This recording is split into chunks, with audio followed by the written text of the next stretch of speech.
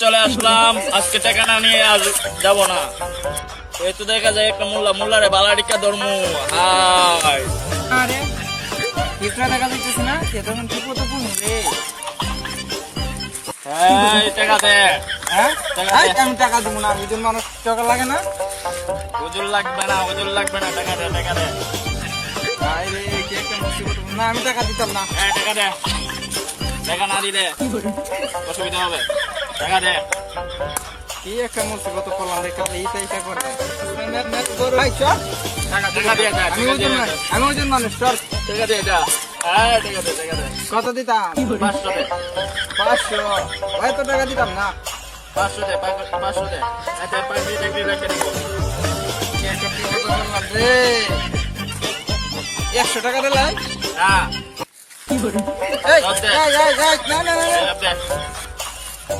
দেখছি না কারবারটা, এই যে আমার সব টাকা লিয়ে গেছি গা। আইসা তো আমি একটু ভুল করলাম।